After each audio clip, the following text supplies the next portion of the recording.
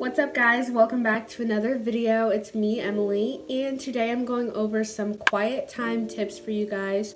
I thought this would be a great video to do for those of you that are feeling like you're slacking in your quiet time, you don't even have a quiet time, or your routine has been all over the place. This is definitely something that I've struggled with in the past, and I really just solidified in the latter half of 2020 and in this year. I just always had like a very spotty time with God. I didn't really carve out time with Him, and it was just kind of like this up and down type of thing, and it really didn't create any stability in my life. And if you can relate, then you definitely need this video, so keep watching. Tip number one is to wake up early. So this is something that I just started doing in the new year actually, and I started to realize that oftentimes those God moments are early in the morning. People like David or other people who are full of the Holy Spirit or who follow Jesus and Jesus himself woke up early to spend time with the Lord, either in prayer, in the Word,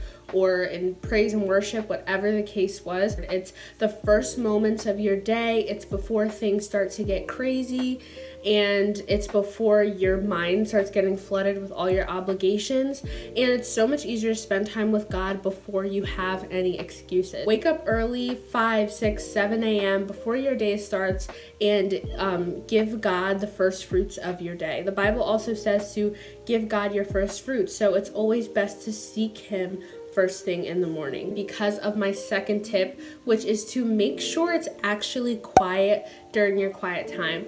I cannot tell you guys how many times I've tried to sit down and just read the Word or really get anything done, and then my family comes bustling in, or there's noise, or there's like just a bunch of stuff and clitter clatter going on, and it's so hard for me to focus. So it's definitely best for you to have your quiet time when it's quiet. Don't try to do it while your kids are running around or there's construction going on outside. The best thing is to be up early, because that is when it's most likely going to be quiet and you'll actually be able to hear God's voice. Also, make sure that your quiet time is quiet in the aspect that you don't have worship music playing. This is honestly pretty subjective, but I personally don't like to have music playing during my quiet time, because I feel like, especially today, music and worship music has almost become a substitute for God. I've also done this in the past where I'd just be like, oh, well, I listened to like a whole worship album this morning, I feel so spiritual. But that's not always where God speaks, and oftentimes we almost become desensitized to worship music because we've heard the same song so many times, so it's like it doesn't even have any effect on us. So I really encourage you guys to cut music completely out of your quiet time routine, because oftentimes I'll have like a stream sound playing, or rain, or snow blizzard playing on my TV, because that's what I sleep with, usually playing when I get up in the morning already. I used to do it, but I don't anymore, because it just kind of gets you into like this emotional state, and like God is not all about emotion. Sometimes He just wants to speak to you directly, and music can just be a huge distraction. Tip number 3 is to make sure that your phone is not near you. So I keep my phone on my nightstand, even though it's not really a nightstand, it's literally just a folding table. I keep my phone on my nightstand, and I do my quiet time, like my Bible reading and my devotion and my meditation for the most part, on my desk over there. I do not go on social media in the morning, but if you're the type of person that is really tempted to like open Instagram or Facebook just to check things out, just don't do it. If you're the person that's saying right now, well, my phone is my Bible, then get a real Bible. Your phone is not the Word. There isn't nearly as much power in it. I actually think I heard it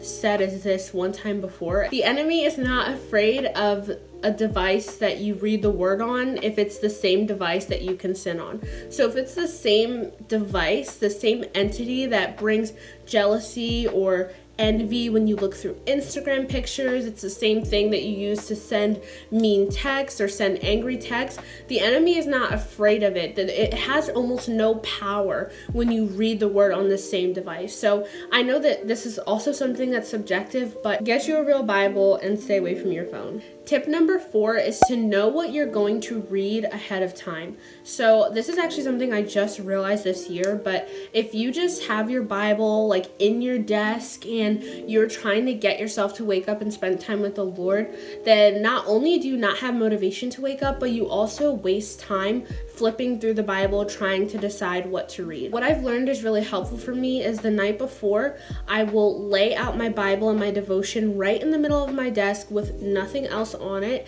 so that way I have motivation to wake up early, and I also know what I'm going to read. But if you go in with a plan and an idea of like, hey, this is what I'm gonna read and I already know it, then you can wake up the next morning like, okay, let's jump into Ephesians. You know what I mean? Also, I find that it's best to read chapters consecutively or read books of the Bible consecutively. There's a lot more value in deeply studying one book or one chapter than jumping here and there. Just start with one chapter. I know that the Bible itself can feel so daunting, but something they used to tell us in youth group, which sounds really silly now that I'm thinking about it, but they used to say a chapter a day keeps the devil away. So kind of like an apple a day keeps the doctor away. I'm sorry, but that is like so stupid, but it's also really funny, but it's also really true. What we call it in writing class is to close read that chapter. Don't just read it from back here and just be like, oh, nice, looks cool. Get in there, read the word, and just really fall in love with it and take everything a lot deeper than face value. This tip is to pray before and or after you read the word. So these don't have to be long, special, super spiritual prayers.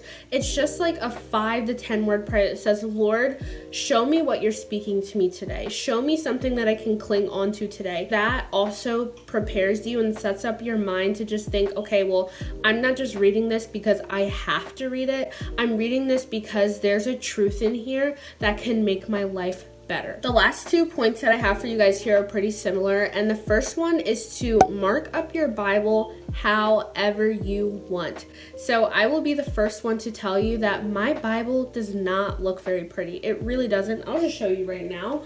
I see so many influencers or Christian YouTubers that have these gorgeous like notes and journaling Bibles, and I'm just here like, I'm writing down scribbles. It is 6 o'clock in the morning, okay? Like, I'm half awake and I am writing down what the Lord is speaking to me in that moment, and I don't have time to make it look pretty. I use highlighters. I like to color code. As you can see, it's not an artist's Bible, okay? I'm not in here doodling and drawing, and if that's how you feel the Lord speaking to you, then that's fine. That's why I have a journaling Bible, and that's also why I have a journal, which is the next tip. So in your Bible and outside of your Bible, I'd really encourage you during your quiet time to journal. Write down things that the Lord is speaking to you, and write down things that you're thinking, questions that you have, and ask the Lord those questions in prayer. This is my journal. This is not cute. I'm so sorry. It's literally just a plain black journal. I have my monthly prayer points in here, and I also have my little like Bible studies, quiet time studies that I do in here. When I was reading through 1 Samuel, here is what, oh wait, I lied.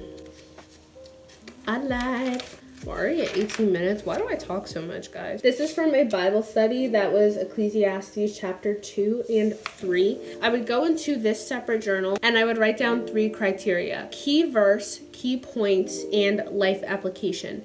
And as you can see, I literally just put them in there as bullets. And like, it's not neat or pretty or anything, but it helps me remember. And I usually do that after I'm done reading and I've already closed my Bible. So that way my mind kind of thinks, okay, what stuck out to me out of the like 25 to 30 verses that I read this morning? And I write those things down, because what sticks out to you is definitely something that matters. I've learned from being on YouTube and just like following a bunch of different YouTubers that I like to emulate some things that they do, and then other things I'm like, you know what, that just doesn't work for me. My brain doesn't work like that. Like I said in my New Year's intentions video, bullet journaling, my brain doesn't work like that.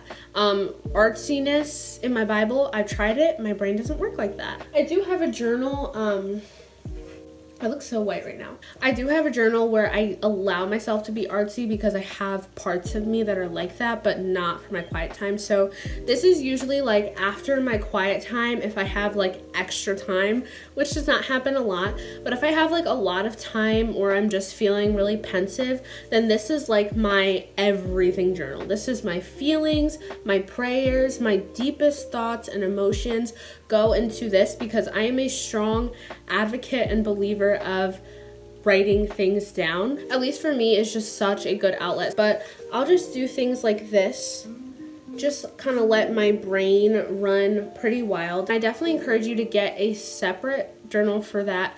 I definitely wouldn't cloud up like your Bible study journal with your feelings and stuff.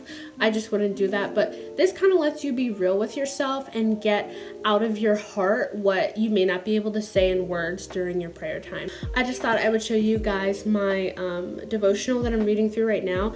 This was $4 or $5 from Ollie's, which is just kind of like this bargain wholesale discount store that I happen to be at. What I'll usually do is I will read a devotion, just one out of this, then I will open up my Bible and go through that. Then I will do my Bible journaling, like the key points and stuff if I have enough time, and then if I have even more time, then I will journal my feelings and my thoughts, and I will pray on my yoga mat. That's usually what my quiet time consists of, but I definitely encourage you guys, get a devotional. It kind of like softens your heart up a little bit before you open up the meat of the word. And just do what you can. Get some cute pens, get some cute highlighters, and get excited about spending time with the Word of God. You've got to set up everything so that reading the Word is not a chore, but like what is that word?